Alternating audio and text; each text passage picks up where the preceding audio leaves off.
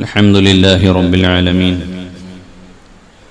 الصلاة والسلام على سيد المرسلين وعلى آله وصحبه أجمعين رب اشرح لي صدري ويسر لي أمري واحلل عقدة من لساني يفقهوا قولي. സ്നേഹമുള്ള മുഅ്മിനീങ്ങളെ, സൂറത്തുൽ ഗാശിയ, ഹൽ അതാക ഹദീസുൽ ഗാശിയ എന്നുള്ള സൂറത്താണ് നമ്മൾ പറഞ്ഞുകൊണ്ടിരിക്കുന്നത്. ആ സൂറത്തിലെ തുടക്കത്തിലുള്ള ആയത്തുകളെ നമ്മൾ വിശദീകരിച്ചു. അല്ലാഹു സുബ്ഹാനഹു വ തആല പാരത്രിക ലോകത്ത് ഇവിടെ നന്മ ചെയ്ത ആളുകളുടെ വിജയത്തെയും തിന്മ ചെയ്ത ആളുകളുടെ പരാജയത്തെയും വിശദീകരിക്കുന്ന ആയത്തുകളാണ് നമ്മൾ ഈ സൂറത്തിന്റെ തുടക്ക ഭാഗത്ത് ഓതിയത്. അതിനുശേഷം അല്ലാഹു തആല ചില അത്ഭുത സൃഷ്ടികളിലേക്ക് നമ്മുടെ മനസ്സ് തിരിക്കുകയാണ്. അല്ലാഹുവിന്റെ എല്ലാ സൃഷ്ടികളും ഒരുപോലെയല്ല. നമ്മൾ കണ്ടതും അറിഞ്ഞതും അതിലപ്പുറം ചില രഹസ്യങ്ങൾ അല്ലാഹുവിന്റെ ചില സൃഷ്ടികളിലുണ്ട്. അതിലേക്ക് കൂടുതൽ ശ്രദ്ധ ചെലുത്തുവാൻ വേണ്ടി ഖുർആൻ തന്നെ നമ്മെ സൂചിപ്പിക്കുകയാണ്, നമ്മോട് സൂചന നൽകുകയാണ്. അതിൽപ്പെട്ട ഒരു ആയത്താണ് നമ്മൾ കഴിഞ്ഞ ദിവസം ഓതി വെച്ചത്. അഫലാ യൻദുറൂന ഇലൽ ഇബിലി കൈഫ ഖുലിഖത് وإلى السماء كيف رفعت وإلى الجبال كيف نصبت وإلى الأرض كيف سطحت. നാല് അത്ഭുത സൃഷ്ടികളെ അല്ലാഹു തആല ഈ നാല് ആയത്തുകളിലൂടെ പറഞ്ഞു. ഇതിലേക്ക് നിങ്ങൾ നോക്കുന്നില്ലേ, നിങ്ങൾ ഈ ജീവികളിലെ അല്ലെങ്കിൽ ഈ സൃഷ്ടികളിലെ അത്ഭുതങ്ങളെ കാണുന്നില്ലേ എന്ന രൂപത്തിലാണ് അല്ലാഹുവിന്റെ ചോദ്യം. അഫലാ യൻദുറൂന ഇലൽ ഇബ്ലി കൈഫ ഖുലിഖത്. ഒട്ടകം എന്ന ഒരു ജീവി, ആ ജീവിയെ അല്ലാഹു തആല പ്രത്യേകം എടുത്തു പറഞ്ഞിട്ട് ചോദിക്കുകയാണ്, ആ ജീവിയെ നിങ്ങൾ സൃഷ്ടിച്ച സൃഷ്ടിപ്പിനെ നിങ്ങൾ കാണുന്നില്ലേ, നിങ്ങൾ അതിനെക്കുറിച്ച് ചിന്തിക്കുന്നില്ലേ? എന്താണ് ഈ ഒട്ടകത്തിന് ഇത്ര വലിയ വ്യത്യാസമുള്ളത് മറ്റു ജീവികളെക്കാൾ? എന്തുകൊണ്ടാണ് അല്ലാഹു തആല ഒട്ടകത്തെ എടുത്തു പറഞ്ഞത്? അതിലും വലിയ ആനയുണ്ടല്ലോ, അതിലേറെ ഹൈറ്റ് കൂടിയ ജിറാഫൊക്കെ ഉണ്ടല്ലോ. പിന്നെ എന്തുകൊണ്ടാണ് അല്ലാഹു തആല ഒട്ടകത്തെ പറഞ്ഞത്? എല്ലാ നാട്ടിലും യഥേഷ്ടം ലഭിക്കുന്ന ആടുണ്ടല്ലോ. പിന്നെ എന്താണ് ചില നാടുകളിൽ മാത്രം പ്രത്യേകമായി കാണപ്പെടുന്ന ഈ ജീവിയെ അല്ലാഹു പറയാനുള്ള കാരണം? അതിലൊരുപാട് രഹസ്യങ്ങളുണ്ട്. ഒട്ടകം, ആ ജീവിയിൽ അല്ലാഹു തആല അതിന്റെ സൃഷ്ടിപ്പിൽ തന്നെ സാധാരണ നാൽക്കാലികളിൽ ഉള്ള സൃഷ്ടിപ്പ് പോലെയല്ല. അവിടുത്തെ കാലാവസ്ഥക്ക് അനുയോജ്യമായ, അതല്ലെങ്കിൽ അവരുടെ പ്രകൃതിക്ക് അനുയോജ്യമായ ചില രൂപമാറ്റങ്ങൾ, സൗകര്യങ്ങൾ അല്ലാഹു പ്രത്യേകമായി ആ ജീവിയിൽ അല്ലാഹു നൽകിയിട്ടുണ്ട്. അത്ഭുതകരമായ മാറ്റങ്ങൾ, സാധാരണ നമ്മൾ കാണുന്ന ജീവികളെക്കാൾ അത്ഭുതകരമായി. സഫീനത്തുസ് സഹ്റാ എന്നാണ് ഈ ഒട്ടകത്തെ കുറിച്ച് പറയുന്നത്. മരുഭൂമിയിലെ കപ്പൽ എന്നാണ്. മരുഭൂമിയിലെ കപ്പൽ, ഈ എന്റെ കയ്യിലുള്ള ഈ കിതാബിന്റെ പേരെന്നെ സഫീനത്തുസ് സഹ്റാ എന്നാണ്. സഫീനത്തുസ് സഹ്റാ എന്നാണ് ഈ കിതാബിന്റെ പേര്. മരുഭൂമിയിലെ കപ്പൽ എന്നാണ്. ഇതെന്റെ വന്നിരായ ഉസ്താദ് കോടമ്പുഴ ബാവ ഉസ്താദ് എഴുതിയ ഗ്രന്ഥാണിത്, സഫീനത്തുസ് സഹ്റാ. ഈ ആയത്ത് നമ്മളിവിടെ തഫ്സീർ വായിച്ചത് കൊണ്ട് ഇന്ന് ഈ കിതാബ് മുഴുവൻ ഇരുന്ന് വായിച്ചു തീർക്കാൻ എനിക്ക് പറ്റി. അല്ലെങ്കിൽ ഇത് വായിക്കലുണ്ടാവില്ലല്ലോ. ഈ കിതാബ് മുഴുവൻ ഇന്ന് ഇരുന്ന് വായിച്ചു തീർത്തു. അപ്പോ ഇതിലൊരുപാട് ഒട്ടകത്തെ കുറിച്ചുള്ള ശാസ്ത്രീയ വശങ്ങളും അല്ലാത്ത ഇസ്ലാമികമായ, ഖുർആനികമായ, ഹദീസ്, ചരിത്രപരമായ കാര്യങ്ങളൊക്കെ ഇതിൽ പറയുന്നുണ്ട്. നമ്മൾ കൂടുതൽ എല്ലാം പരാമർശിക്കുന്നില്ല, വളരെ പ്രധാനപ്പെട്ട ചില ഭാഗങ്ങൾ മാത്രം പറഞ്ഞിട്ട് അവസാനിപ്പിക്കാം. ഇന്ന് ഈ ആയത്ത് മാത്രമേ നമുക്ക് പറയാൻ പറ്റുള്ളൂ. ഒട്ടകത്തെ കുറിച്ച് മാത്രമേ നമുക്ക് ഇന്ന് പറയാൻ സമയം ഉണ്ടാവുള്ളൂ. അഫലാ യൻദുറൂന ഇലൽ ഇബ്ലി കൈഫ ഖുലിഖത്. അപ്പൊ ഈ സഫീനത്തുസ് സഹ്റാ എന്ന് ഈ ഒട്ടകത്തെ പറയാൻ മരുഭൂമിയിലെ കപ്പൽ, കപ്പൽ എന്ന് പറഞ്ഞാൽ വെള്ളത്തിലൂടെ പോകുന്ന ഒരു വാഹനമാണല്ലോ. മരുഭൂമിയിലെ കപ്പൽ എന്ന് ഇതിന് പേര് വരാനുള്ള കാരണം എന്താണ് എന്ന് പറയുന്നുണ്ട്. മരുഭൂമിയിലെ കപ്പൽ എന്ന് പേര് വരാനുള്ള പല കാരണങ്ങളുണ്ട്. അതിലൊന്ന്, സാധാരണ നമ്മുടെ ജീവികൾ, നാക്കാലികളായ ജീവികൾ നടന്നു പോകുമ്പോൾ അവരുടെ കാലുകളും കൈകളും ഇത് രണ്ടും എടുത്തു വെക്കുന്ന രൂപത്തിലല്ല ഒട്ടകം വെക്കുന്നത്. ഒട്ടകത്തിന്റെ 4 കാലുകൾ അഥവാ 2 കൈയും 2 കാലും, ഇത് നാലും അത് നടക്കുന്ന സമയത്ത് ഈ ഒട്ടകത്തിന്റെ ഏതെങ്കിലുമൊക്കെ ഒരു വീഡിയോ എടുത്തു നോക്കി നിങ്ങൾക്ക് കാണാൻ പറ്റും. ആദ്യം ഇപ്പോൾ വലതു ഭാഗമാണെങ്കിൽ വലതു ഭാഗത്തെ കൈ വെക്കും, അതേ വശത്തെ കാല് പിന്നെ മുമ്പോട്ട് വെക്കും. അപ്പൊ ഒരു വശത്തുള്ള കൈയും കാലും അടി മുമ്പോട്ട് വെച്ചിട്ടാണ് പിന്നെ മറ്റേ വശത്തുള്ള കൈയും കാലും വെക്കുക. സാധാരണഗതിയിലുള്ള നാക്കാലികൾക്ക് വിപരീതമായിട്ടാണ് അതിന്റെ നടത്തത്തിന്റെ ഷേപ്പ്. അപ്പൊ അതുകൊണ്ട് തന്നെ ഇത് ഒരു ഭാഗത്തുള്ള കൈയും കാലും ആദ്യം മുമ്പോട്ട് വെക്കുമ്പോൾ ഇങ്ങോട്ടൊരു ചായല് പോലെ വരും, പിന്നെ ഇങ്ങോട്ടും ചായും. ഈ നടത്തത്തിൽ ഒരു കപ്പല് ആടി ഉലയുന്നത് പോലെയുള്ള ഒരു ഉലച്ചിൽ ഈ ഒട്ടകത്തിനുള്ളത് കൊണ്ടാണ് അത്രേ സഫീനത്തു സഹറാ, മരുഭൂമിയിലെ കപ്പൽ എന്ന് ഇതിനെക്കുറിച്ച് പരാമർശിക്കാനുള്ള കാരണം. പല കാരണങ്ങളും ഉണ്ട്, അതിലൊന്നാണിത്. അപ്പൊ ഈ മരുഭൂമിയിലെ കപ്പൽ എന്ന് ഇതിന് പേര് വരാനുള്ള കാരണം അതാണ്. നോക്കൂ നിങ്ങൾ, ഒട്ടകത്തിന് ഇസ്ലാമിക ചരിത്രത്തിൽ എന്ത് പ്രാധാന്യമുണ്ട് എന്ന് ആദ്യം നമുക്ക് നോക്കാം, എന്നിട്ട് അതിന്റെ ശാസ്ത്രീയ വശങ്ങളിലേക്ക് വരാം. ഒട്ടകം ഇസ്ലാമിൽ അമ്പിയാക്കന്മാരായ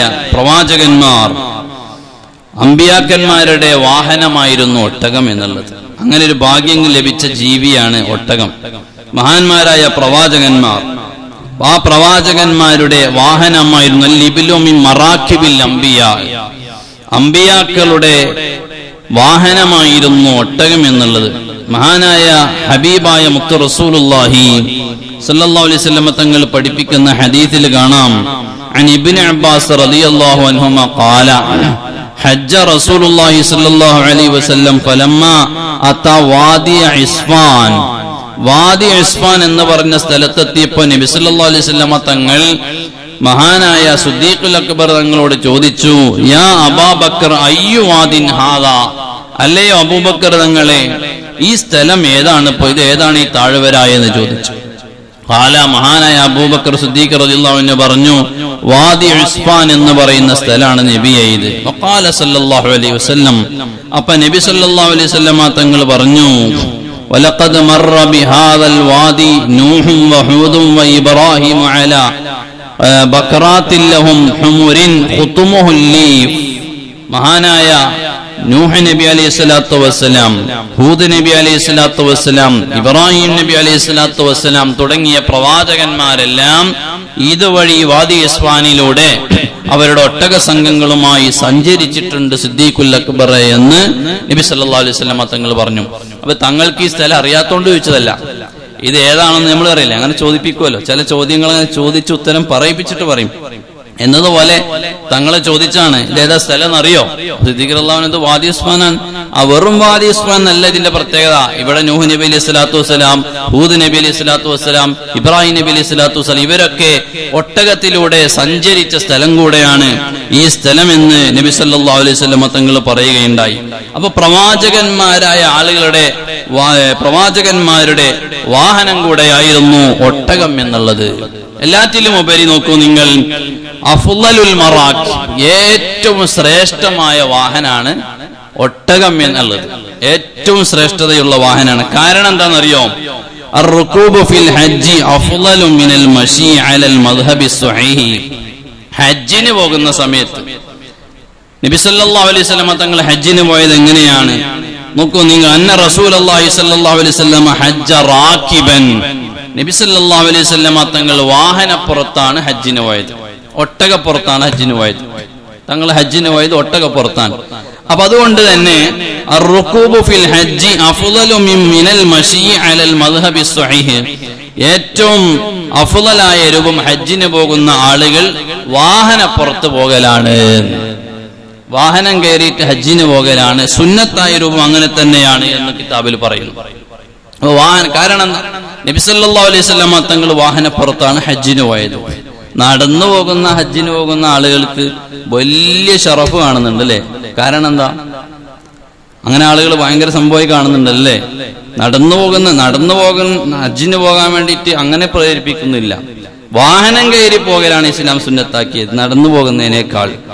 പണ്ട് ആദം നബി അലൈഹി സ്വലാത്തു വസ്സലാം ഇന്ത്യയിൽ നിന്ന് നടന്ന് ഹജ്ജിന് പോയിട്ടുണ്ട് എന്നൊക്കെ ചരിത്രത്തിൽ നമ്മൾ പഠിച്ചിട്ടുണ്ട്. പക്ഷേ ശരീഅത്ത് നമ്മൾ ഇത്തിബാഅ ചെയ്യേണ്ടത് ഏതാ?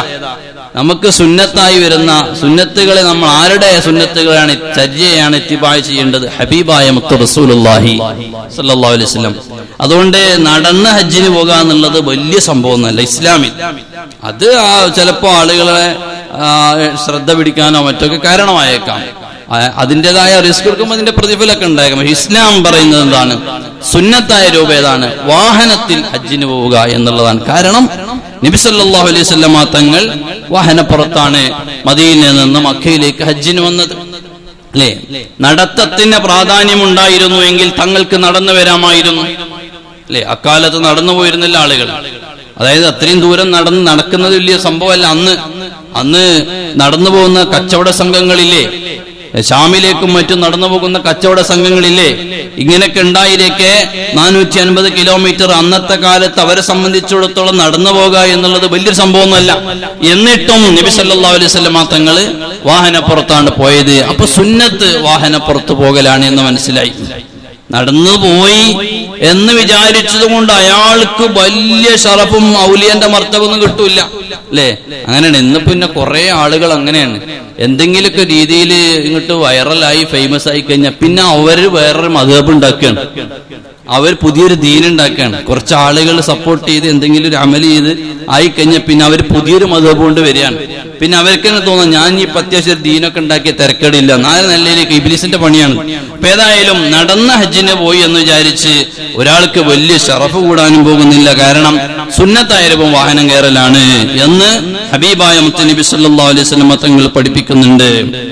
അപ്പൊ ഞാൻ പറഞ്ഞു വന്നത്, നബിമാരുടെ വാഹനമായിരുന്നു ഒട്ടകം എന്നുള്ളത്.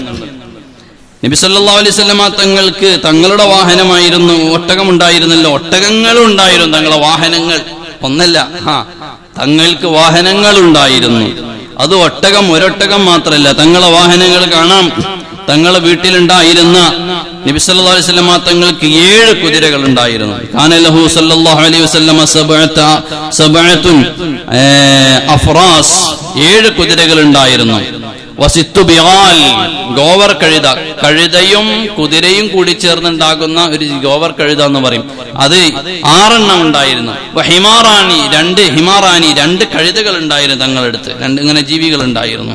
അതിനൊക്കെ പുറമെ വകാന ലഹു മിനൽ ഇബ്ലി മുഅദത്തുൻ ലിർറുകൂബി 3 വാഹനങ്ങൾ ഉണ്ടായിരുന്നു. 3 ഇന്നോവകൾ, 3 ഇന്നോവക്കാർ.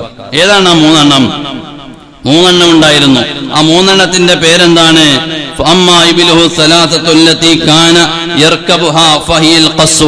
ഒന്നാമത്തെ ഇന്നോവ ഏതാണ്? ഖസ്വ ആണ്.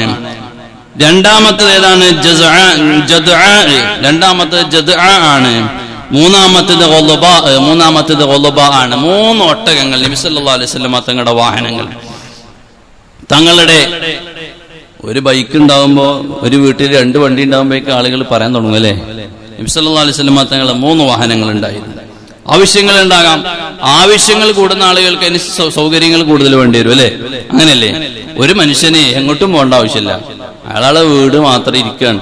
അത്യാവശ്യം പള്ളിയിൽ പോണേ, അയാൾക്ക് എന്താണ് കുറെ വാഹനങ്ങൾ, അയാൾക്ക് എന്താണ് കുറെ സൗകര്യങ്ങൾ. അതേ സമയത്ത് ഒരാൾ വലിയ ബിസിനസ്സുകാരാണ്, അയാൾക്ക് അവിടെ പോകണം, ഇവിടെ സ്ഥാപനത്തിൽ പോകണം, അവിടെ പോകണം, എല്ലായിടത്തും ഓടി എത്തണില്ല. അപ്പൊ ചിലപ്പോൾ അയാൾക്ക് ഹെലികോപ്റ്റർ വേണ്ടി വരും, ചിലപ്പോൾ അയാൾക്ക് വിമാനം വേണ്ടി വരും, ഫ്ലൈറ്റ് വേണ്ടി വരും. അങ്ങനെയാണല്ലോ, ഓരോ മനുഷ്യന്മാരുടെ തിരക്കനുസരിച്ചാണല്ലോ. അപ്പൊ നബി സല്ലല്ലാഹു അലൈഹി വസല്ലം തങ്ങൾക്ക് വാഹനങ്ങൾ ഉണ്ടായി. 3 വാഹനങ്ങളും അത് ഒട്ടകങ്ങൾ. നബി സല്ലല്ലാഹു അലൈഹി വസല്ലം തങ്ങൾ യാത്ര ചെയ്തിരുന്ന ഒട്ടകങ്ങൾ 3 എണ്ണത്തിന്റെ പേരാണ് ഖസ്വ, ജദ്അ, ഖുളുബ. ഈ 3 വാഹനങ്ങളിൽ ഇന്ന ഹാദിഹിൽ ഖുളുബ എന്ന് പറയുന്ന ഒട്ടകമുണ്ടല്ലോ, ആ ഒട്ടകം ലം തഅകുൽ ബഅദ വഫാത്തി റസൂലില്ലാഹി സ്വല്ലല്ലാഹു അലൈഹി വസല്ലം വലം തശ്റബ് ഹത്താ മാതത്. നബി സല്ലല്ലാഹു അലൈഹി വസല്ലം തങ്ങൾ വഫാത്തായതിന് ശേഷം ഖുളുബ എന്ന് പറയുന്ന ഒട്ടകം പിന്നെ തിന്നില്ല, വെള്ളം കൊടുത്തിട്ട് കുടിച്ചില്ല. നബി സല്ലല്ലാഹു അലൈഹി വസല്ലം തങ്ങളോടുള്ള മഹബ്ബത്താണ്. തങ്ങൾ യജമാനനായ തങ്ങൾ വഫാത്തായി പോയപ്പോൾ ആ ഒട്ടകം പിന്നെ ഭക്ഷണം കഴിച്ചിട്ടില്ല, ആ ഒട്ടകം പിന്നെ വെള്ളം കുടിച്ചിട്ടില്ല. ഹത്താ മാതത്ത്, അങ്ങനെ പട്ടിണി കിടന്ന് അത് മരണപ്പെട്ടു പോയി.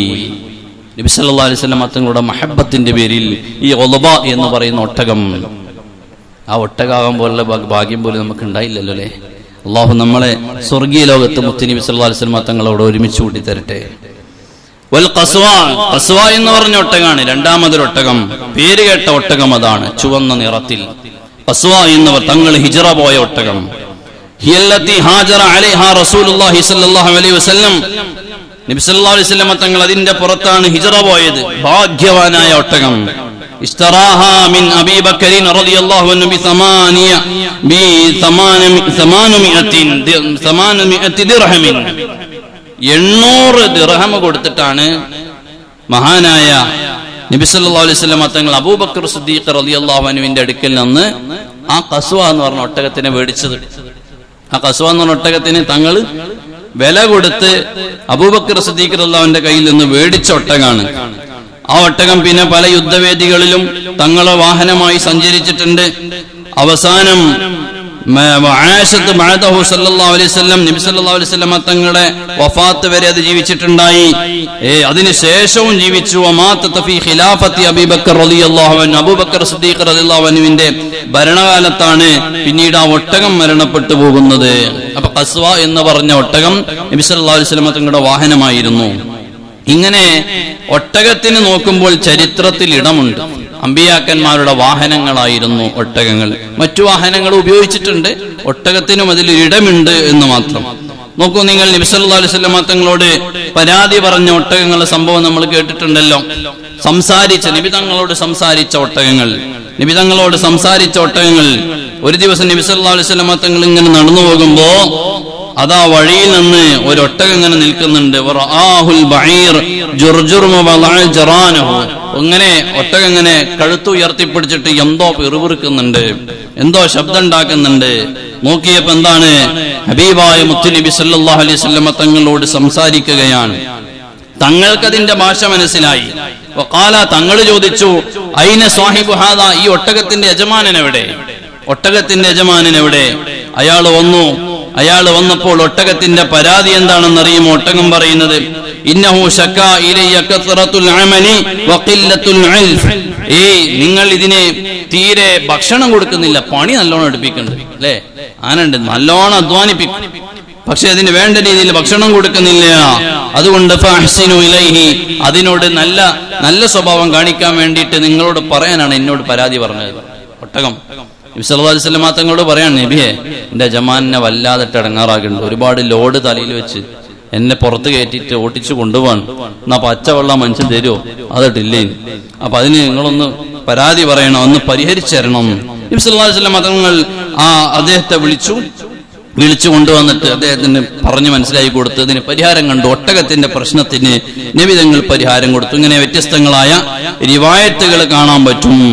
അപ്പൊ നബി തങ്ങളോട് സംസാരിച്ചിട്ടുണ്ട് ഒട്ടകം.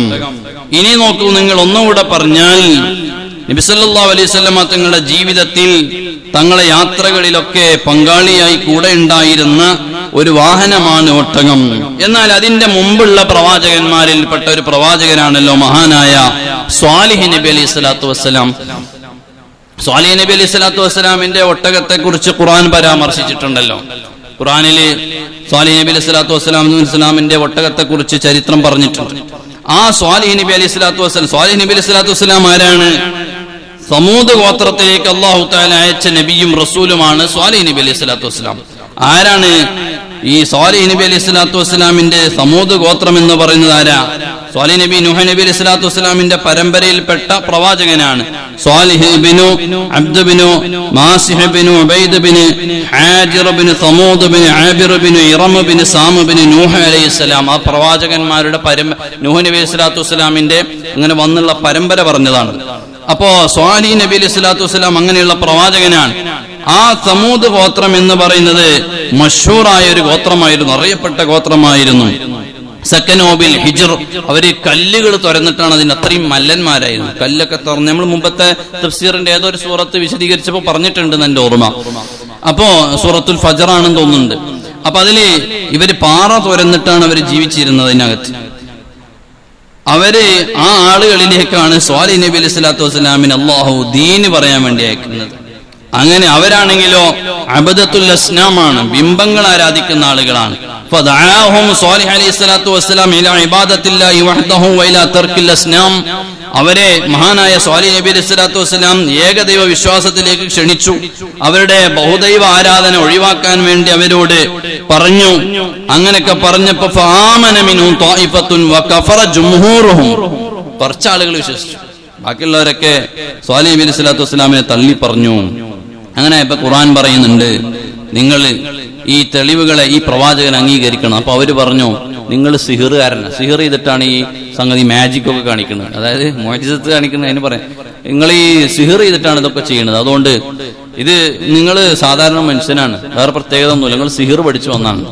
അപ്പൊ സ്വാലിഹ് നബി അലൈഹി സ്വലാത്തു വസ്സലാം പറഞ്ഞു, നിങ്ങൾക്ക് എന്ത് തെളിവ് വേണം, ആ തെളിവ് നമ്മൾ കൊണ്ടുവരാം. അപ്പൊ അവര് പറയാണ്, ഞങ്ങൾ പറഞ്ഞെടുത്തുന്ന ഒരു ഒട്ടകത്തിനെ പുറപ്പെടുവിക്കണം. അങ്ങനെയാണ് ഒരു പാറക്കല്ലിന്റെ ഉള്ളിൽ നിന്ന് ഒട്ടകത്തെ പുറപ്പെടുവിക്കാൻ പറയുന്നത്. അങ്ങനെ ചരിത്രം നീണ്ട ചരിത്രം ചുരുക്കി പറയാം.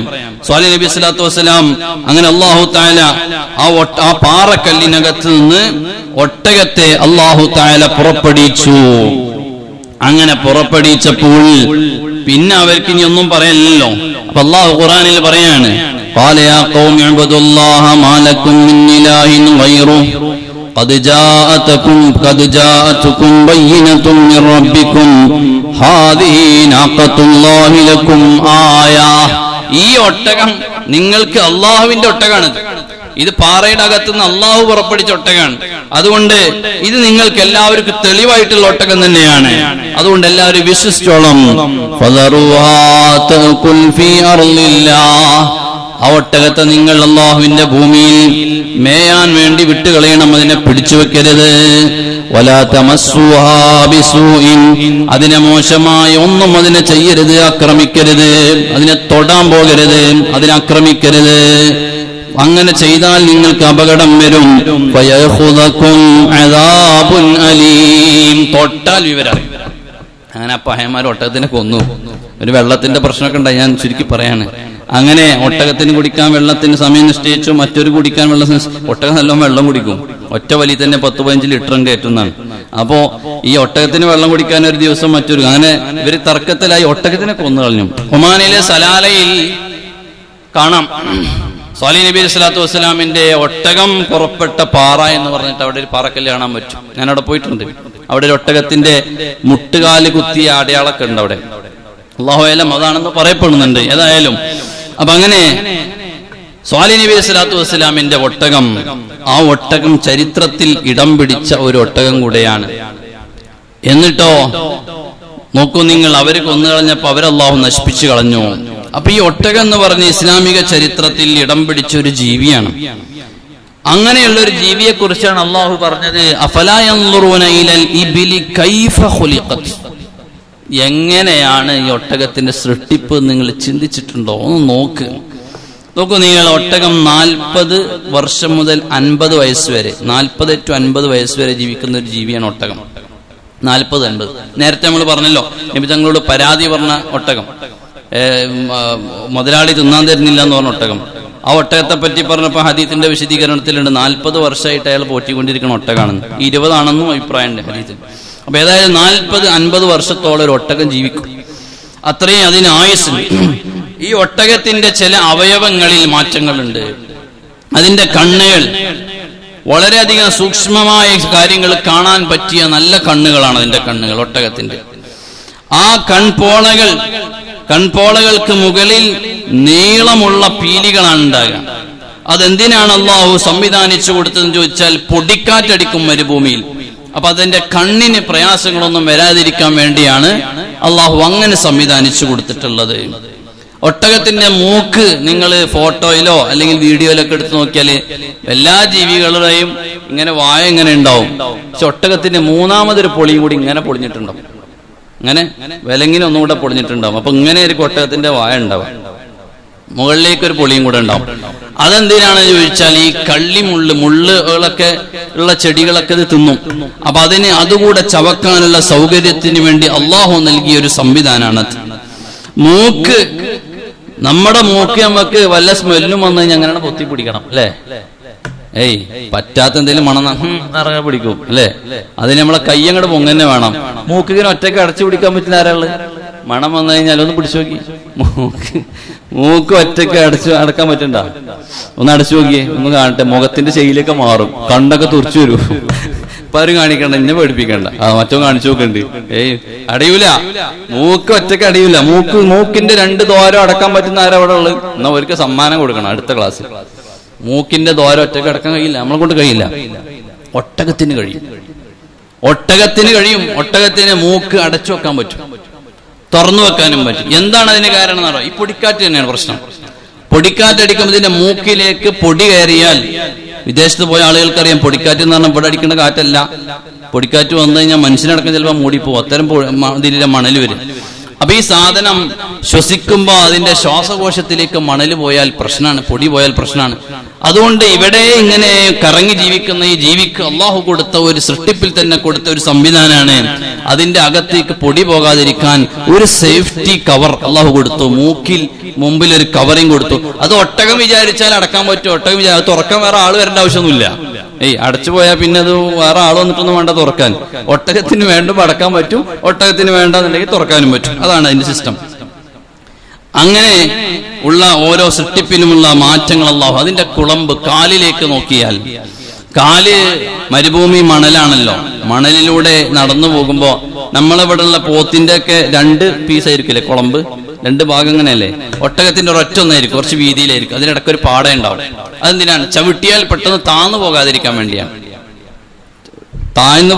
ആണ്ടു പോകരുതല്ലോ ഈ മണലിലൊക്കെ ചവിട്ടുമ്പോ. അപ്പൊ ആണ്ടു പോകാതിരിക്കാൻ വേണ്ടി സാധാരണ ഉള്ള മൃഗങ്ങളെക്കാൾ ഒന്നുകൂടെ വലിപ്പത്തിലാണ്, അതിനെ പരന്നിട്ടായിരിക്കും അതിന്റെ കുളമ്പുണ്ടാകുക. കാരണം അള്ളാഹു ഇതിലേക്ക് നടന്നു പോകാനുള്ള ഒരു സൗകര്യത്തിന് വേണ്ടി കൊടുത്തതാണ്. വയറിന് 3 അറയുണ്ട്. അത് ഇന്ന് ശാസ്ത്രം പറയുന്നുണ്ട്. ഒന്ന് വെള്ളം സൂക്ഷിക്കാനാണ്, ഒന്ന് ദഹിപ്പിക്കാനുള്ള ദ്രാവകം സൂക്ഷിക്കാനാണ്, മറ്റൊന്ന് ഭക്ഷണം കഴിക്കുന്നത് സൂക്ഷിക്കാനാണ് എന്ന് പറഞ്ഞിട്ട് അതിന്റെ അറകളുടെ പ്രത്യേകതകളൊക്കെ എന്ന് പറയുന്നുണ്ട്. അതിന്റെ മുകളിൽ ഒരു പൂനയുണ്ട്. പൂന എന്നല്ലേ ഇവിടെ പറയാ? കൂന അങ്ങനെ പറയാം. കൂന അല്ലേ? ഒട്ടകത്തിന്റെ മുകളിൽ ഇങ്ങനെ ഒരു മുഴയുണ്ടാവും. ആ സാധനം ഒട്ടകം ജനിക്കുമ്പോ ഉണ്ടാവൂല. ഒട്ടകം ജനിക്കുന്ന സമയത്ത് സംഭവം ഉണ്ടാവൂല. ചെറിയ പ്രായത്തിൽ ആ സാധനം ഉണ്ടാവൂല. പിന്നെ കുറച്ച് പ്രായം, അപ്പൊ അതിന് ആവശ്യമില്ല. അപ്പൊ അതെന്താണെന്നറിയോ? ഇതിനകത്ത് 25 കിലോ വരെയുള്ള കൊഴുപ്പ് സൂക്ഷിക്കാനുള്ള സംവിധാനമുണ്ട്. 25 കിലോ വരെ കൊള്ളും. അത്രയും വലിയ സംവിധാനമാണത്. അതെന്തിനാ? എല്ലായിടത്തുനിന്നും മരുഭൂമിയിൽ നിന്ന് യാത്ര ചെയ്യുന്ന ഒരു ഒട്ടകം, ഒരു കച്ചവട സംഘത്തിന്റെ കൂടെ പോകുന്ന ഒരു ഒട്ടകം, അല്ലെങ്കിൽ അവിടെ മേഞ്ഞ് നടക്കുന്ന ഒരു ഒട്ടകം എവിടെയെങ്കിലും പെട്ട് കഴിഞ്ഞാൽ ചിലപ്പോൾ എല്ലായിടത്തും ഭക്ഷണം കിട്ടൂല, വെള്ളം കിട്ടൂല. അതുകൊണ്ട് അതിന് വേണ്ട ആവശ്യമായ ആഹാരത്തെ സ്റ്റോർ ചെയ്യാൻ കിട്ടുന്ന സമയത്ത് മൂപ്പര് നല്ലോണം കഴിക്കും. എന്നിട്ട് അത് സ്റ്റോർ ചെയ്ത് വെക്കും. അത് ഈ മുകളിലുള്ള ഈ കൂനയിലാണ് കൊണ്ടുവന്നിട്ട് സ്റ്റോർ ചെയ്യുന്നത്. അതൊരു കൊഴുപ്പായിട്ട് വെക്കും. ഞാൻ ഇന്നതിനെ കുറിച്ച് എന്താണ് ഈ കൊഴുപ്പ് കൂടി പഠിക്കണല്ലോ. ഞാൻ ഇതിനെ കുറിച്ച് ഇങ്ങനെ വിക്കിപീഡിയയിൽ വായിച്ചു നോക്കിയപ്പോ അതിൽ പറയുന്നുണ്ട്, ഈ കൊഴുപ്പ് ഇതിന് ഭക്ഷണം കിട്ടാതെ ഭക്ഷണത്തിന് ആവശ്യം വരുന്ന സമയത്ത് ഈ കൊഴുപ്പ് ഇറങ്ങി വരും. ഈ ഇറങ്ങി വരുന്ന കൊഴുപ്പും അതുപോലെ തന്നെ ഇത് വായു ശ്വസിക്കുമ്പോൾ വരുന്ന ഓക്സിജനും H2O ആണല്ലോ വെള്ളത്തിന്റെ ഇത്. അപ്പൊ ഈ ഓക്സിജനും ഈ കൊഴുപ്പിൽ നിന്നുള്ള എന്തൊരു സംഭവം, അതിനൊരു സംഭവം ഇത് പറഞ്ഞിട്ടുണ്ട്. ഇത് രണ്ടും കൂടിച്ചേരുമ്പോൾ ഉള്ളിൽ അത് വെള്ളമായി ദ്രാവകമായി മാറുന്ന സിസ്റ്റം, ഒരു സംവിധാനം ഉള്ളിലുണ്ട്. അതുകൊണ്ട് ഇതിന് വെള്ളത്തിന് ആവശ്യം വരുമ്പോ, ഇതിന് ശരീരത്തിന് ഊർജം ആവശ്യം വരുമ്പോ ഇതിൽ നിന്നുള്ള കൊഴുപ്പ് എടുത്തിട്ടാണ് പിന്നീട് അള്ളാഹു നൽകിയ സംവിധാനം നോക്കി നമ്മൾ ആരെങ്കിലും ആലോചിച്ചിട്ട് പോലും ഉണ്ടോ? അള്ളാഹു കൊടുത്തതാണ്. അതുകൊണ്ട് വെറുതെ അല്ല കൈഫ ഖുലിഖത്ത് എന്ന് പറഞ്ഞത്. ഒട്ടകത്തിലേക്ക് നോക്ക് മനുഷ്യ, എന്നാൽ അതിനെ പടച്ചൊരാൾ ഇവിടെ ഉണ്ട് എന്ന് അറിയാൻ പറ്റും. അപ്പോ ഇങ്ങനെ അതിൽ നിന്നുള്ള കൊഴുപ്പ് ഉപയോഗിച്ചിട്ടാണ് ഇത് പിന്നീട് അതിന്റെ ശരീരത്തിലേക്ക് ആവശ്യമായ ഊർജം ആ ഒട്ടകം എടുക്കുന്നത്. മറ്റൊരു പ്രത്യേകത ഒട്ടകത്തിനുള്ളത്, ജീവികൾ സാധാരണ അവര് ഉമ്മ ബാപ്പ എന്നൊന്നും ഉണ്ടാവില്ല. എല്ലാ മൃഗങ്ങളും ഇണചേരും അല്ലെ? ഉമ്മയൊന്നും വ്യത്യാസം ഉണ്ടാവില്ലല്ലോ. പക്ഷെ ഒട്ടകം ഉമ്മയായിട്ട് ഇണയരൂല. ഒട്ടകത്തിന് വേർതിരിച്ചറിയാൻ പറ്റും. ഉമ്മയായിട്ട് ഇണയരൂല ഒട്ടകം. അങ്ങനെ ഒരു പ്രത്യേകത ഈ ജീവിക്കുണ്ട്. അതുപോലെ തന്നെ ഇതിന്റെ തൊലി കുറെ കഴിയുമ്പോൾ ഇത് അടർന്നു പോകും. നമ്മൾ ഈ പാമ്പ് ഇത് ഉരിക്കളയല്ലേ, പാമ്പ് എന്തായാലും പറയാം, വള ഉരിക്കളയെന്നാ, പാമ്പിന്റെ വള ഉരിക്കളയല്ലേ, പാമ്പിന്റെ കവർ ഉരിക്കളയല്ലോ എന്നതുപോലെ ഒട്ടകത്തിന്റെ ഇങ്ങനെ കുറെ കഴിയുമ്പോ കീറിപ്പാറി, ചില ഒട്ടകത്തിന് കണ്ട ആകെ വൃത്തിയുടായ പോലെ തോന്നുന്നു, കീറിപ്പാറി പോകുന്നുണ്ടാവും. കുറെ കഴിയുമ്പോ അതൊക്കെ അല്ലാഹു തആല നൽകുന്ന അവർക്ക് കൊടുത്ത ഓരോ സേഫ്റ്റിയുടെ ഭാഗമായിട്ടുള്ള സംവിധാനങ്ങളാണ്. വെള്ളം കൂടുതൽ കിട്ടാത്ത സ്ഥലമാണ് മരുഭൂമി. കിട്ടുന്ന സമയത്ത് നല്ലോണം കുടിച്ച് സ്റ്റോർ ചെയ്ത് വെക്കുന്ന ഒരു ജീവിയെ സംബന്ധിച്ചിടത്തോളം കൂടുതൽ ചെലവായി പോകാൻ പാടില്ല, വെള്ളം ആവശ്യത്തിന് ചെലവാക്കാവൂ. അതുകൊണ്ട് അള്ളാഹു ആ ജീവിക്ക് കൊടുത്തൊരു പ്രത്യേകതയാണ് വിയർപ്പ് കുറവാണ്. ആ ജീവിക്ക് മൂത്രം കുറവാണ്, കട്ടിയുള്ളതായിരിക്കും, വിയർപ്പ് കുറവാണ്. അപ്പൊ അതുകൊണ്ട് അങ്ങനെയുള്ള ഓരോ പ്രത്യേകതയിൽ പാല് ഔഷധമാണെന്ന് പറഞ്ഞിട്ടുണ്ട്, പാല് ഔഷധമാണ്. അതുപോലെ തന്നെ അതിന്റെ കഴുത്ത് നീളമുണ്ട്, ഒട്ടകത്തിന്റെ കഴുത്ത് നീളമുണ്ട്. ചുടുകാറ്റടിക്കുന്ന സമയത്ത് ശ്വസിക്കുന്ന വായു നല്ല ചൂടുള്ള എയർ താഴോട്ട് ചെല്ലാൻ പാടില്ല. അപ്പൊ ആ എയർ താഴോട്ടേക്കും എത്തുമ്പോഴേക്ക് ചൂട് പാകാവണം. അപ്പൊ കുറച്ച് ലെങ്ത് കൊടുത്തതാണ്. ഇങ്ങനെ ഒരുപാട് നമ്മൾ ആലോചിച്ചാൽ, നമ്മൾ അതിനെ കുറിച്ച് പഠിച്ചാൽ നമുക്കറിയാൻ പറ്റും. എന്നാലോ ഈ ജീവി അത്യാവശ്യം സ്പീഡിൽ ഓടുന്ന ആളാണ്. ഒരു മണിക്കൂറിൽ 60 കിലോമീറ്റർ സ്പീഡിൽ ഓടും. മണിക്കൂറിൽ 60 കിലോമീറ്റർ സ്പീഡിൽ ഓടും എന്ന് പറഞ്ഞാൽ മനുഷ്യൻ സാധാരണഗതിയിൽ 15 കിലോമീറ്റർ സ്പീഡ് സാധാരണഗതിയിൽ ഓടുക. ഏറ്റവും വലിയ ഓട്ട മത്സരക്കാരൻ 45 കിലോമീറ്റർ എത്തിയിട്ടുള്ളൂ. 60-ൽ ഒട്ടകം ഓടും. ഒട്ടകം ഇങ്ങനെ അയഞ്ഞു പോകണുണ്ടായ നമുക്ക് തോന്നുന്നത് പാവാണ്. പക്ഷെ മൂപ്പർ ഓടാൻ വിചാരിച്ചു കഴിഞ്ഞാൽ 60 സ്പീഡിൽ, ഒരു മണിക്കൂറിൽ 60 കിലോമീറ്റർ സ്പീഡിൽ ഒട്ടകം ഓടും. അങ്ങനെ ഒരുപാട് പ്രത്യേകതകൾ അല്ലാഹു തആല ഒട്ടകത്തിന് കൊടുത്തിട്ടുണ്ട്. അതുകൊണ്ടാണ് അല്ലാഹു സുബ്ഹാനഹു വ തആല അല്ലാഹുവിന്റെ ഖുർആനിൽ ഒരു ജീവിയെ അല്ലാഹു എടുത്തു പറഞ്ഞത്, മനുഷ്യ ഇങ്ങനെ ഒരു ജീവിയെ നിന്റെ മുമ്പിൽ ഇട്ടു തന്നത് എന്തിനു കൂടെയാണ്? നീ ചിന്തിക്കാനാണ്. അഫലാ യൻദുറൂന ഇലൽ ഇബ്ലി കൈഫ ഖുലിഖത്. ഇതിനെ സൃഷ്ടിച്ച ഒരു സൃഷ്ടാവുണ്ടല്ലോ അല്ലേ? വെറുതെ ലോകം കണ്ട് പൊട്ടിമുളച്ചതാന്ന് പറയുന്ന ആൾക്കാരുണ്ടല്ലോ, നിരീശ്വരവാദികളെ. വെറുതെ പൊട്ടിമുളച്ചാണ്, അങ്ങനെ വെറുതെ കണ്ട് പൊട്ടിമുളച്ചാണ്. ഇതൊക്കെ സംവിധാനിച്ച ഒരാൾ ഇതിന്റെ പിറകിലില്ലേ എന്നതുപോലെ തന്നെയാണ് ഇനി ചോദിക്കുന്നത്, ഭൂമി എങ്ങനെ നിൽക്കുന്നു? ഭൂമി എങ്ങനെ നിൽക്കുന്നു? പർവ്വതങ്ങൾ എങ്ങനെ ഉറപ്പിച്ചിരിക്കുന്നു? അടുത്ത ചോദ്യങ്ങളാണത്. ഇൻഷാ അല്ലാഹ് നമുക്ക് അടുത്ത ദിവസം അതിൽ ആകാശത്തിന് ആരാണ് തൂണ് കൊടുത്തത്? ഇവിടെ ഈ ഒരൊറ്റ ബിൽഡിങ്ങിന് എത്ര തൂണ് കൊടുത്തു, എത്ര ചുമര് കൊടുത്തു? ആകാശത്തിന് ആരാണ് കൊടുത്തത്? ഭൂമി അതിന്റെ അച്ചുതണ്ടിൽ കടന്ന് കറങ്ങുന്നു. എന്തിപ്പോ അച്ചുതണ്ട്? എവിടെ അച്ചുതണ്ട് അല്ലേ? ഭൂമി അതിന്റെ അച്ചുതണ്ടിൽ. നമ്മൾ സ്കൂളിലൊക്കെ ഈ ഗ്ലോബ് വെക്കുമ്പോ അതിന്റെ സാധനം ഉണ്ട്, അതാണ് അച്ചുതണ്ട് എന്ന് മനസ്സിലാക്കി ഒരാൾക്ക് അല്ലേ? നമ്മൾ ഈ ഗ്ലോബ് നിൽക്കാൻ വേണ്ടിയിട്ട് ഒരു സാധനം കൊടുത്തല്ലോ, അതാണ് അതിന്റെ അച്ചുതണ്ട് എന്ന് മനസ്സിലാക്കി. ഈ അച്ചുതണ്ടിൽ കടന്ന് കറങ്ങുന്നു പറഞ്ഞാൽ ആരാണ്? എവിടെ അച്ചുതണ്ട്? ഭൂമിക്ക് എവിടെ അച്ചുതണ്ട്? മറ്റു എത്രയോ ഗാലക്സികളുണ്ട്, അതിനൊക്കെ എവിടെ അച്ചുതണ്ട്? ഇതങ്ങോട്ട് പറയാനല്ലാതെ അല്ലാഹ് ചോദിക്കാണ്, എവിടെയാണോ? നീ ഒന്ന് വായിക്ക്, നീ അല്ലാഹനെ മനസ്സിലാക്ക്. അഫലാ യൻദുറൂന ഇലൽ ഇബ്ലി കൈഫ ഖുലിഖത് വ ഇലസ് സമാഇ കൈഫ റുഫിഅത്. ഒരൊറ്റ കാലും തൂണും കൊടുത്തിട്ടില്ല, ഇത്രയും വലിയ ആകാശം മുകളിൽ ഇങ്ങനെ പന്തലായി നിൽക്കുകയാണ്. എന്താ മനസ്സിലാക്കിയത്? അല്ലാഹ് ചോദിക്കാണ്. പിന്നെ എങ്ങനെ ഒരു നിരീശ്വരവാദിയാകാൻ പറ്റും അല്ലേ? അതുകൊണ്ട് അള്ളാഹു മനസ്സിലാക്കാൻ വേണ്ടി ഒരു ഇൻഷാ അല്ലാഹ് നമുക്ക് അടുത്ത ദിവസങ്ങളിൽ മറ്റുള്ള ആകാശത്തെയും ഭൂമിയെയും പർവ്വതത്തെയും ഒക്കെ പറയണം. അള്ളാഹു തൗഫീഖ് നൽകട്ടെ. ഖുർആനിനെ ഇങ്ങനെ നല്ലപോലെ അർത്ഥം ചിന്തിച്ച് വായിച്ചാൽ, ഓതിയാൽ, പഠിച്ചാൽ ഈമാൻ വർദ്ധിക്കുകയാണ് ചെയ്യുക, അള്ളാഹുവിലുള്ള വിശ്വാസം വർദ്ധിക്കുകയാണ് ചെയ്യുക. അള്ളാഹു തആല വിശുദ്ധ ഖുർആനിനെ നല്ലതുപോലെ പഠിക്കാനും അത് ജീവിതത്തിലേറ്റി നടക്കുവാനും മരണം വരെ ഖുർആൻ നിലനിർത്തി കൊണ്ടുപോകാനുമുള്ള തൗഫീഖ് അള്ളാഹു നമുക്ക് എല്ലാവർക്കും നൽകുമാറാകട്ടെ.